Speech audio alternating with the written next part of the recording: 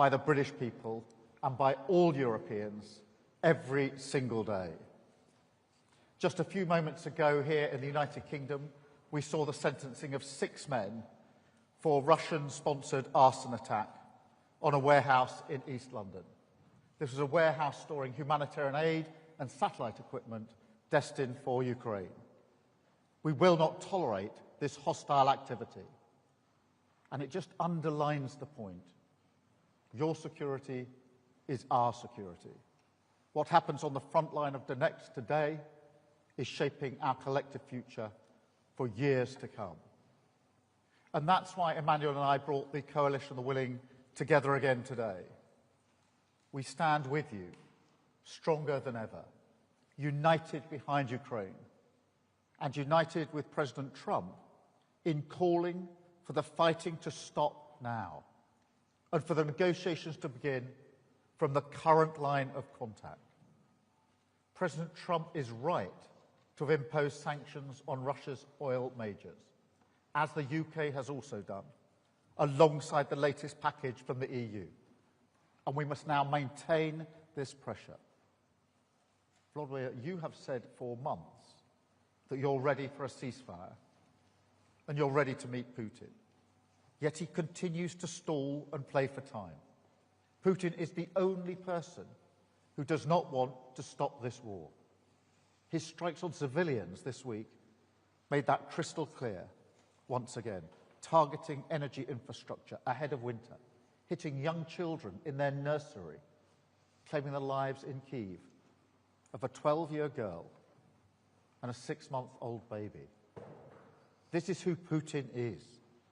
Time after time, he rejects the chance to end the war. In just the last few days, he's rejected the opportunity for talks once again, instead making ludicrous demands for Ukrainian land, which he could not and has not taken by force.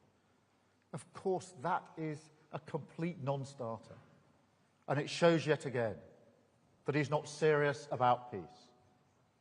So we've been clear today that we must respond. Working with the US, this coalition is determined to go further than ever to ratchet up the pressure on Putin, from the battlefield to his war economy, because that is the only way to change his mind and push him back to the table. And in our meeting this afternoon, we came together around a clear plan for the rest of this year. First, we will act to take Russian oil and gas off the global market. Last week, the UK became the first country to sanction all of Russia's oil majors. On Wednesday, the US acted decisively to join us, together with further sanctions from the EU. And we're choking off funding for Russia's war machine. And I'm urging others to take these steps too, to go further to reduce their dependencies and incentivise third countries to stop buying these tainted resources. Second, we're determined to push on with the progress on Russia's sovereign assets and unlock billions to help finance Ukraine's defence. The bill for Russia's destruction in Ukraine should be paid by Russia. So we want to move ahead at speed with the work needed to deliver reparation loans and get the funds flowing to Ukraine. Third, we are strengthening Ukraine's air defence to protect its civilians and its energy infrastructure. I announced today that we're accelerating our UK programme to provide Ukraine with more than 5,000 lightweight multi-role missiles. This programme has created hundreds of brilliant jobs in Belfast, and they're working now to deliver an additional 140 missiles ahead of schedule to bolster Ukraine's defences through the depths of winter.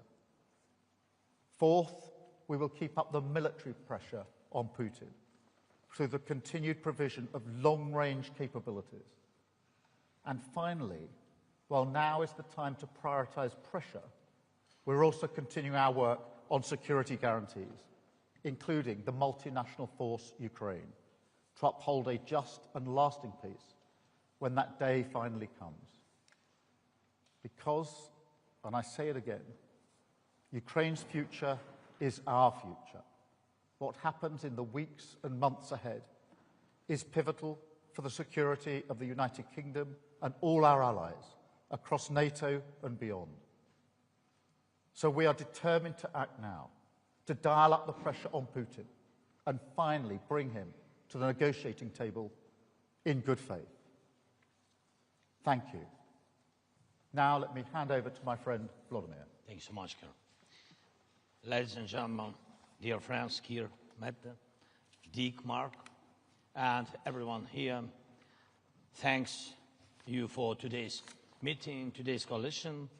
These are two important days for us, very important. Today, the meeting of the Coalition of the Willing in London, and the day before there was an EU leaders meeting in Brussels. I thank you guys for all the support and your readiness to keep helping.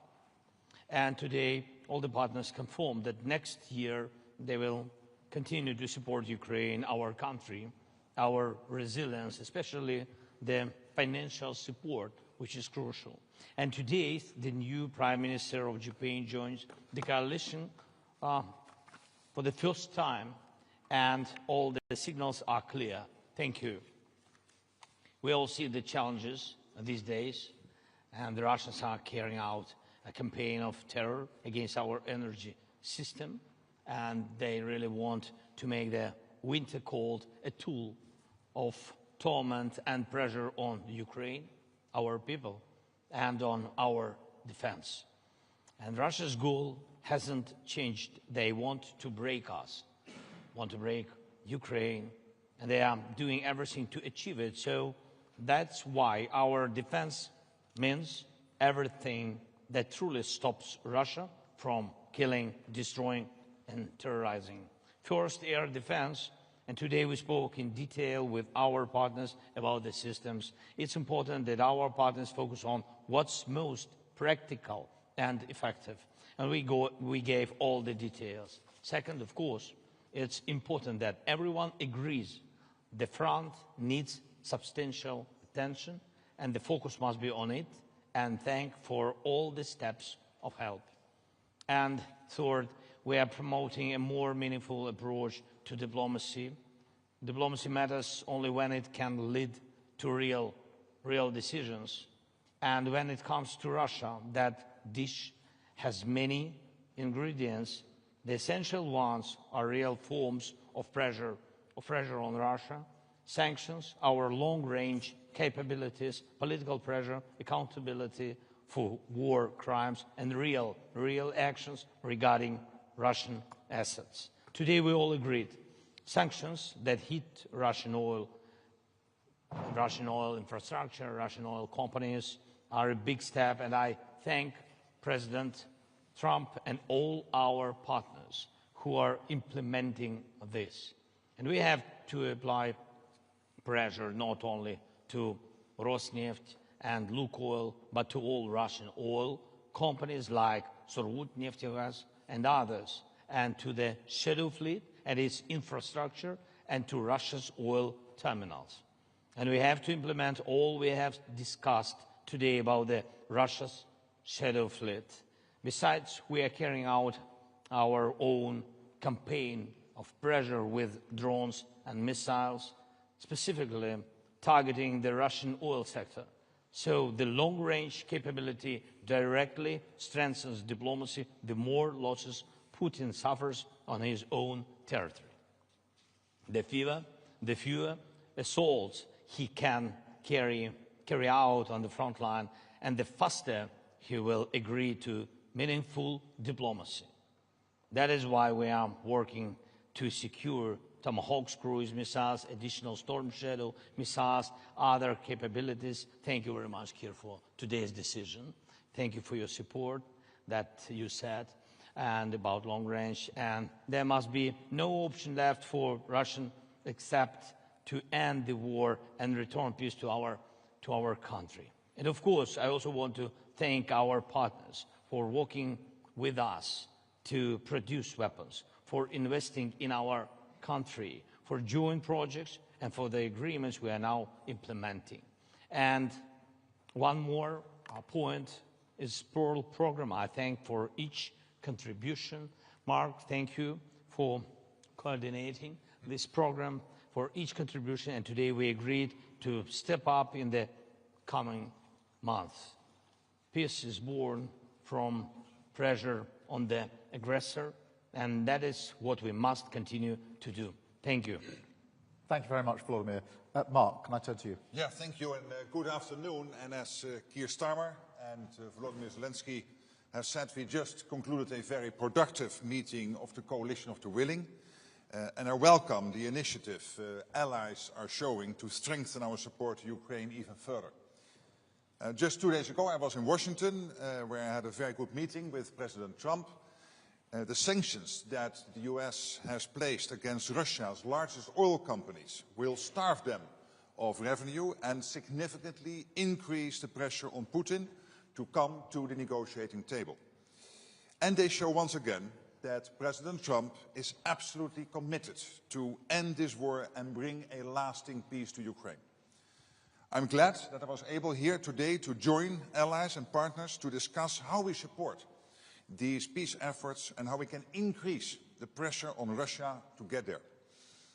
In Ukraine, Putin is gaining little ground on the battlefield.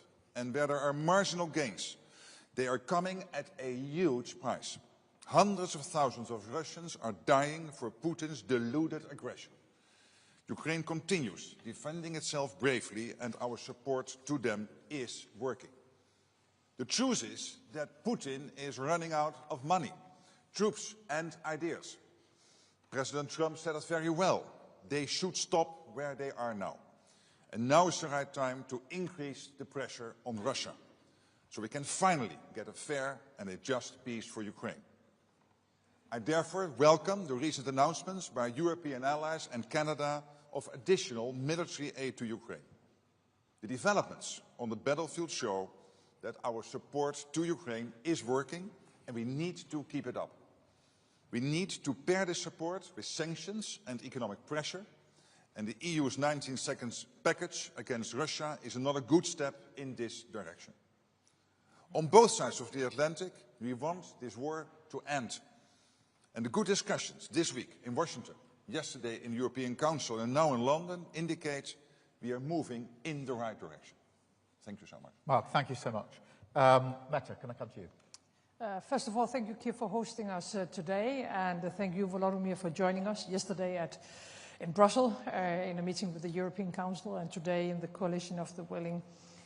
It was Putin that called President Trump some days ago because he was scared that Ukraine would get the upper hand. Yet he rejected Trump's proposal for a ceasefire along the current front lines, a suggestion that we support, and same goes for you in Ukraine. But Putin doesn't want to stop the killings. There is no indication that Russia and Putin wants peace, not even a ceasefire. And Russia continues its hybrid war against NATO and the West. Today, the Coalition of the Willing, we have agreed to increase the pressure on Russia, agreed that we must find long-term financing of Ukraine's ability to keep fighting, boost Ukraine's defense industry with European financing, finance much-needed US weapons, and to put more pressure on Putin's weak economy with new sanctions. I think this week we have taken significant steps with EU's new sanctions package, targeting Russian energy sector, the Shadow Fleet, and much more. United States have now sanctioned, as we already have heard, Russia's 2 largest oil companies. And already last week, the UK, announced sanctions targeting those companies as well.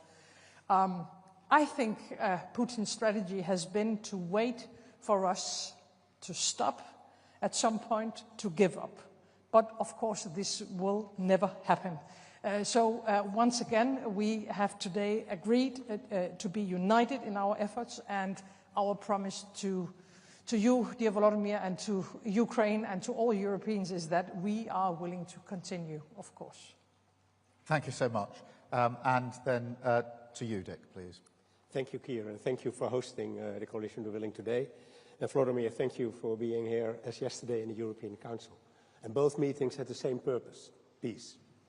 And in doing so, and making sure that that will happen, we need to keep Ukraine in the fight, as everyone more or less stated today in different words.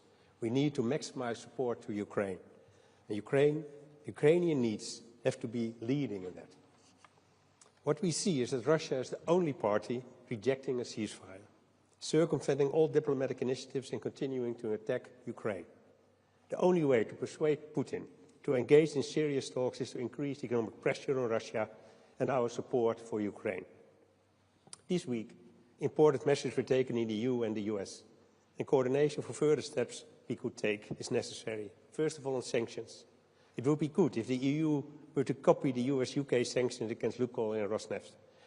We must also do more to dismantle the shadow fleet systems, and the Netherlands will take its part when it comes to the North Sea. This could hit Putin hard financially, as this undermines his revenues on global oil markets. Second is support. It's crucial that all countries contribute. Only then can we maintain a high level of support and keep Ukraine afloat militarily and economically.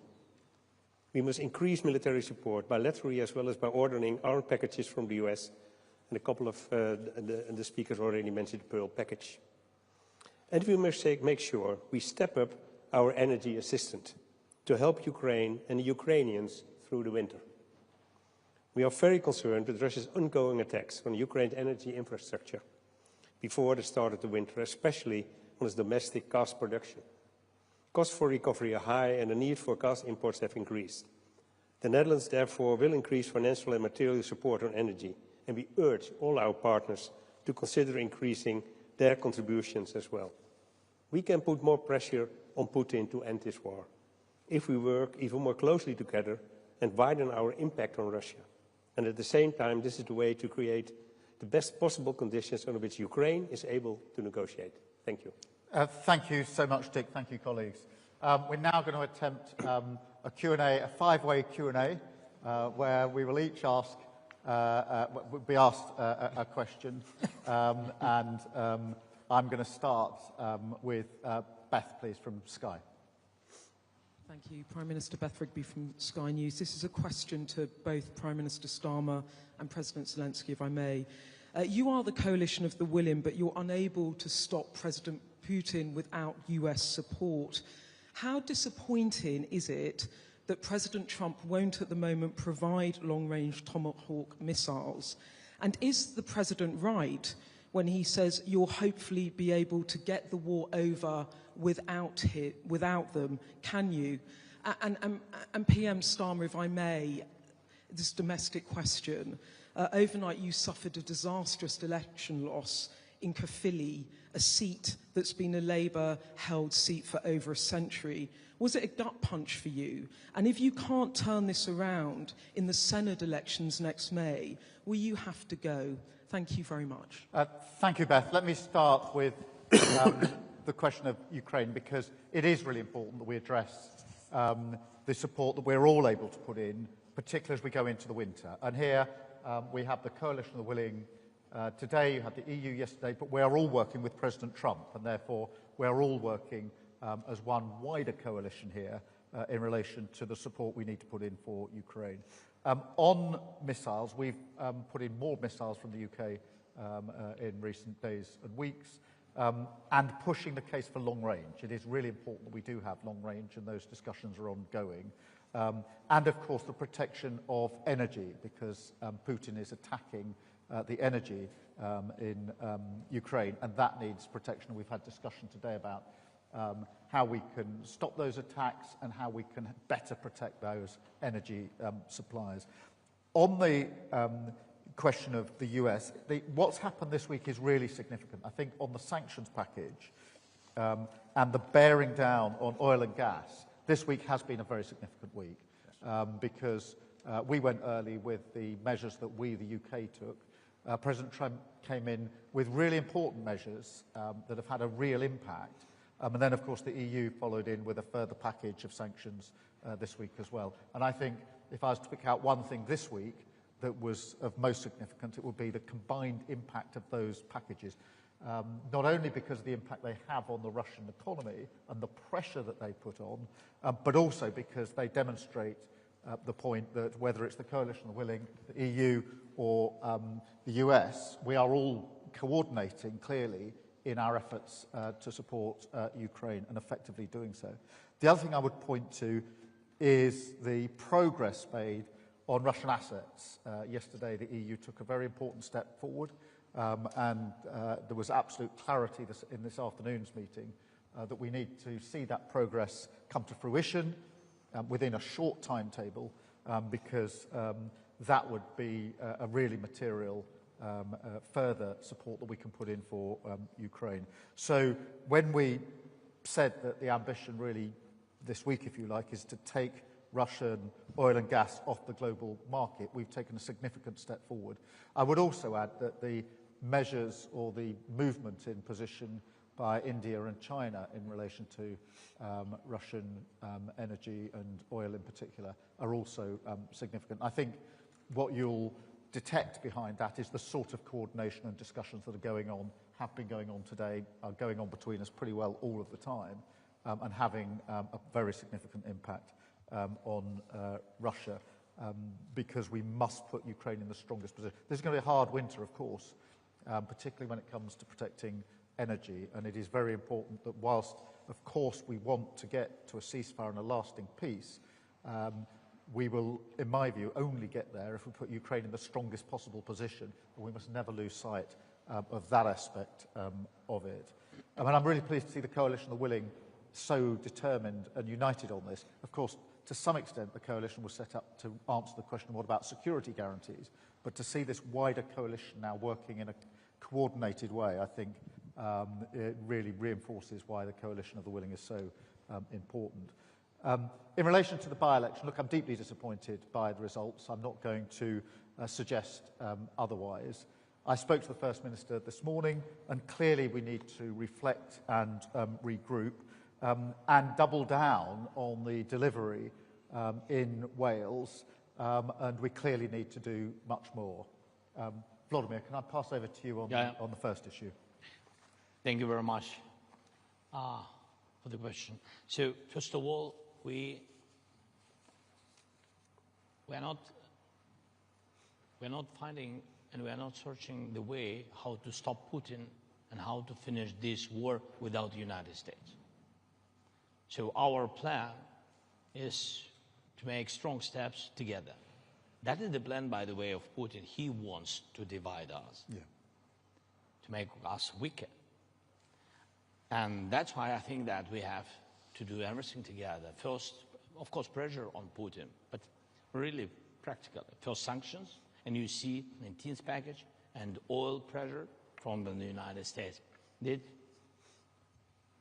And I think this is a very strong step. The second point is long-range pressure between us.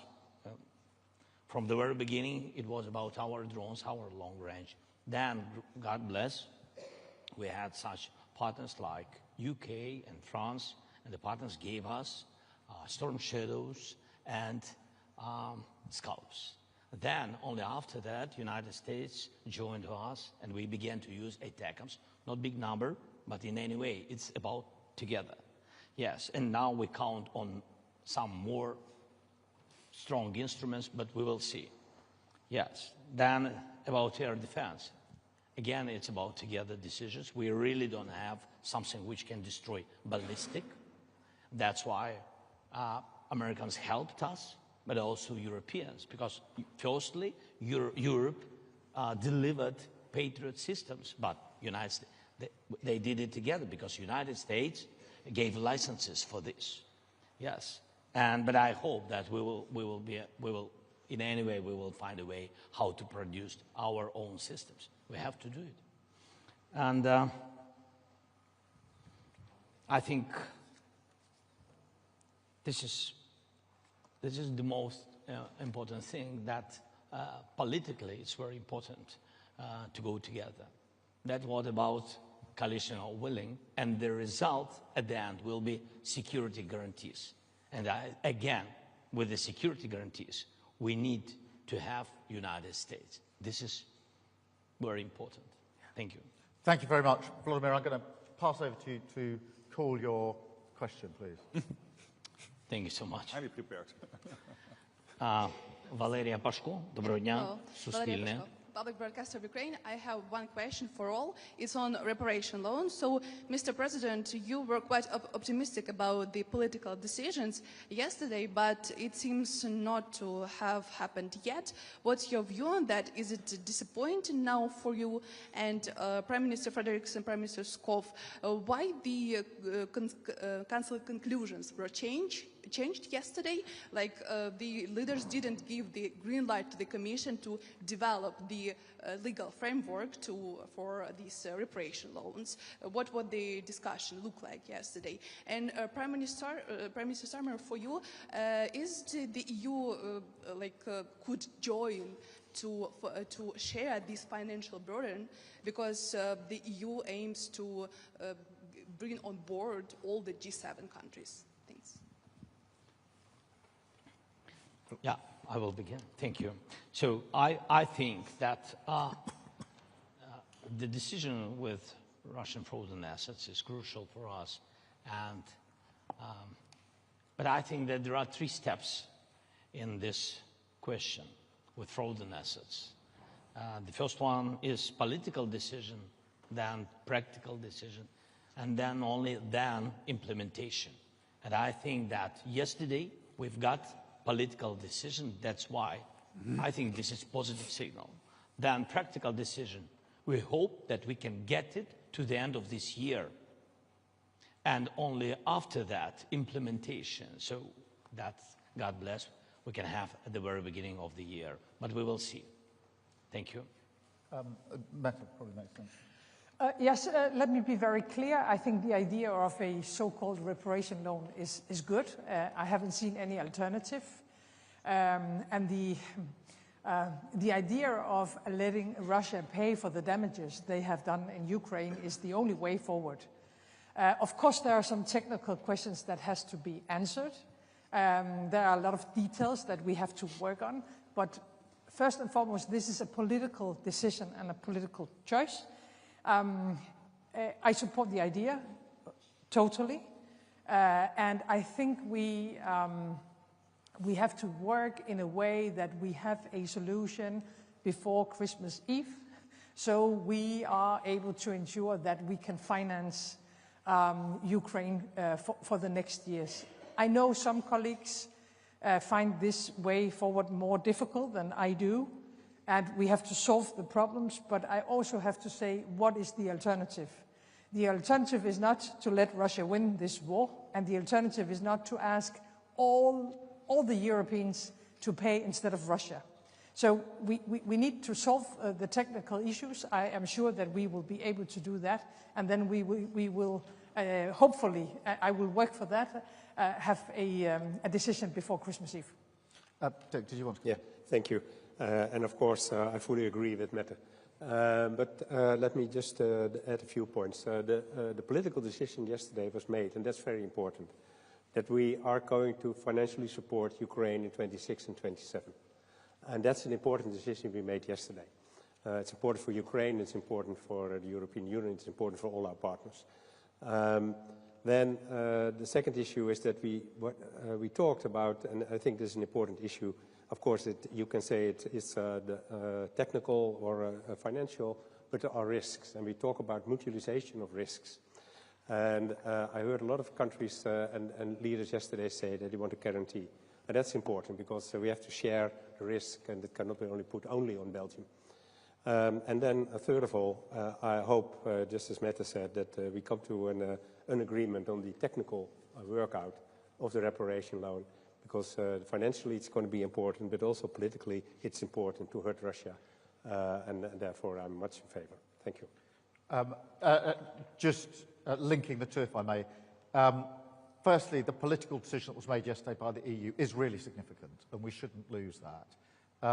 The question of the Russian assets has always been complicated and difficult, and there's no pretending otherwise, and it is really important that the detail is worked through. I think Mette is right to say putting a timetable around that makes complete sense, but I wouldn't underestimate the significance of the move that was made yesterday, and a very high level of agreement today that we need to make progress on that.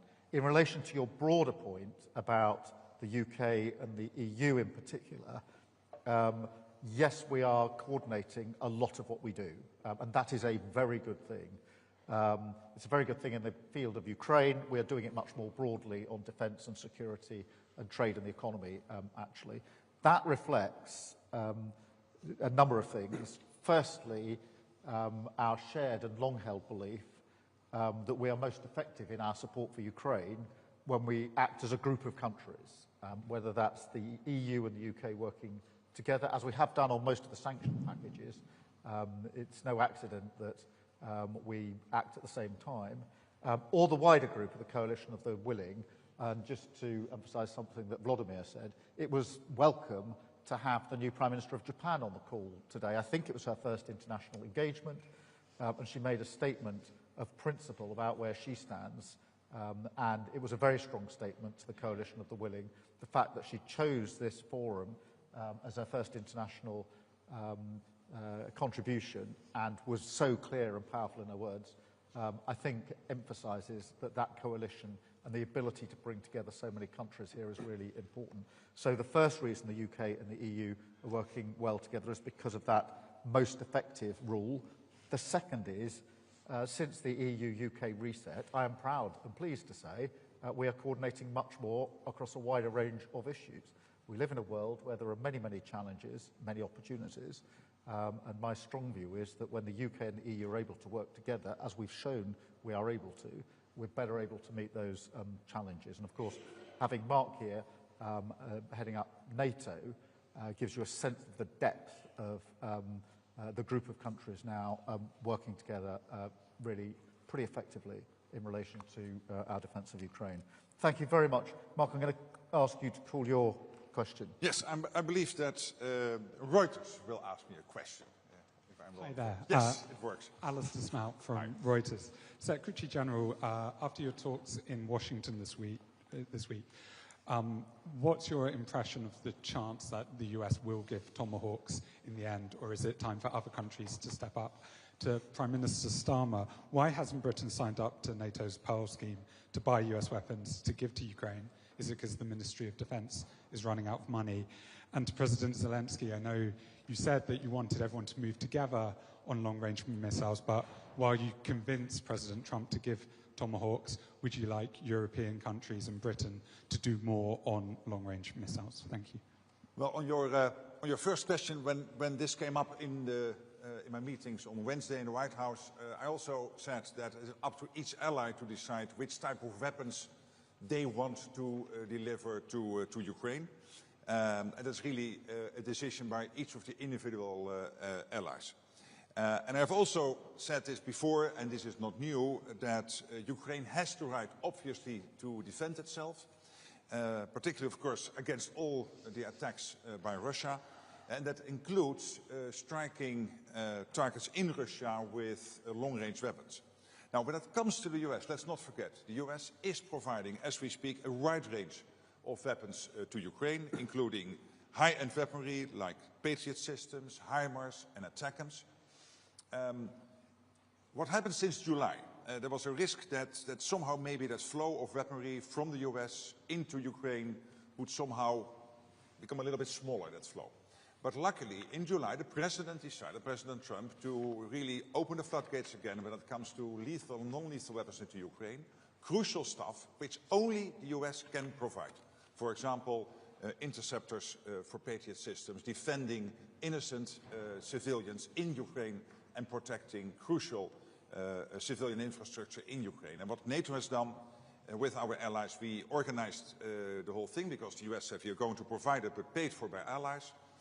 So we have bundled that together. The Netherlands was so kind, maybe because I'm from the Netherlands, but they were so kind to immediately buy the first package, and then others have followed. So billions have now been committed, and the stuff is now flowing into Ukraine. Crucial gear again, which only the US at the moment can provide, because it is never, it's not in the stockpiles of Europe or wherever. So that's happening now, and we are working very hard to make sure that that flow will continue to the tune of about $1 billion or a little bit over $1 billion a month. And then on particularly the Tomahawks, of course, the President and I discussed that. The issue remains under review by the President, and again, it's up to the US to decide. Look, in relation to the UK's position, our support for Ukraine is very clear, and it's been there from the start. And we've made a huge contribution, whether that's financial or in particular on sanctions, the work we're doing there to bear down the example I've given of what we've done just this week. Also on capability, whether that's drone co-production, which we're working on at the moment, or long range, and many other aspects of capability. And in the liaison work that we have operating with our Ukrainian colleagues. So we're very clear about the support that we're putting in. And the reason for that is not just because this is about Ukraine's freedom and sovereignty, but because it's about the freedom that we all have across Europe. This is, of course, a fight for Ukraine's future and sovereignty, but it's also a fight for Europe and for the United Kingdom. And therefore, this isn't simply an act of us working with Ukraine solely for Ukrainian benefit. We are working with Ukraine for Ukraine, of course, but also for the benefit of all the rest of us. Thank you very much. Mette, can I come to you? I don't have any. You don't? Okay, great. It's a good thing Beth didn't know that to start with, although I should have definitely had another question. Dick, can I come to you first? Yes, and the question is going to be a surprise, that's I'm sure. AMP, or in good Dutch. Sorry, I thought it was to reply on what you were asked for. No. My apologies, Mette. Sorry, of course. No. Danmarks Radio. Yeah. No. I thought you wanted me to reply on questions for you. I'm so sorry, Mette. Danmarks Radio. Yeah, apologies. But also for you, Prime Minister Starmer. You say you want to take Russian oil and gas off the global market to put pressure on Putin. But since the beginning of the war, the EU countries alone have bought Russian energy worth more than 215 billion euros. Doesn't this proposal come 3.5 years too late? And also for you, President Zelensky, what do you think? Do you think this comes too late?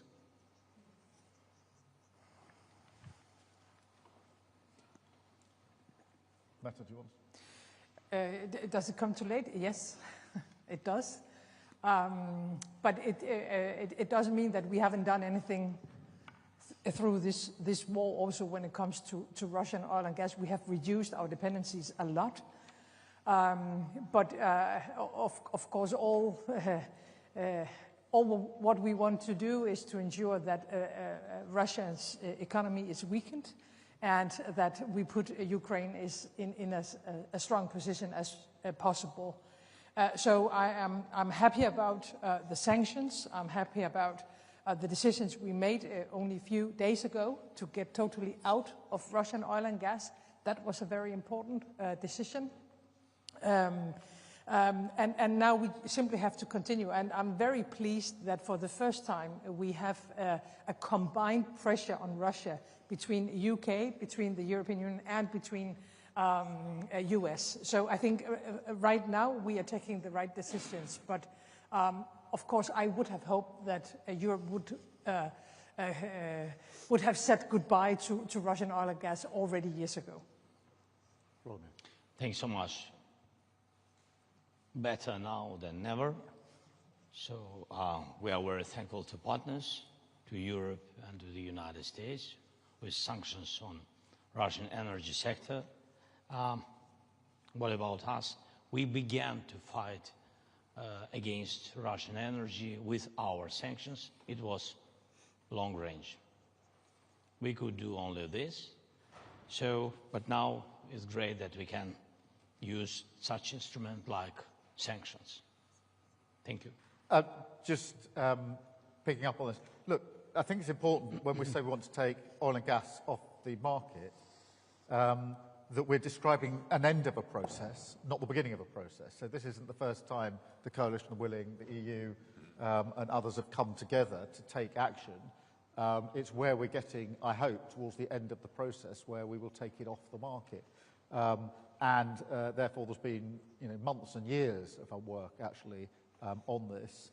And I think it is really important that we continue to bear down. There are some countries which, in my view, should be moving a lot more quickly in relation to this, and obviously that's a point that we make on a regular basis. But this is a description of what I hope will be the end of the process, not the beginning of the process. Thank you very much. And Dick, can I ask you to... Yeah, I try once again. Yes. It's still the same question. Yeah, it's still the same person. Lucky for me. Yes. To Prime Minister Schoof, President Zelensky is very clearly asking for more military support, specifically long range. He hasn't been able to get that this week. The Dutch government considers itself to be a frontrunner in supporting Ukraine. Why is it so difficult to significantly increase this kind of support? And President Zelensky, do you need allies like the Netherlands to increase their support? And has this week been disappointing to you?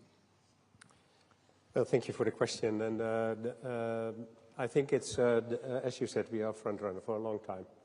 And I think that's very important. It's something that the Prime Minister of the UK just mentioned as well. I mean, we do this because we absolutely believe, of course, that we have to support Ukraine and the Ukrainian people in their fight against the aggression war of Russia. But at the same time, it's so important to support, and we must never forget, that it's also about freedom and security in Europe, and therefore also for the Netherlands. And I want to underline that again, once again, because sometimes people forget. So it's not a war far away, it's a war close by. Having said so, I think we do everything we can to support Ukraine, whatever it takes, and that also in relation to long-range weapons.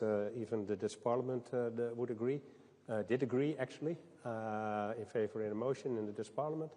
So I feel very comfortable in trying to work together with Vladimir and the countries, wherever they are, that want to help, and to make sure that we do everything we can. Thank you. Thank you very much. And first of all, really, we are thankful to the Netherlands, one of the biggest donators in Europe and in the world. It's true. I think this year you donated more than 4 billion.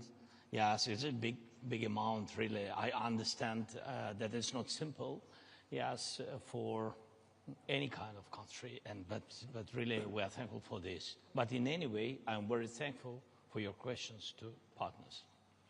Thank you very much. Thank you. Thank you. We need to go off in the reverse order. Right.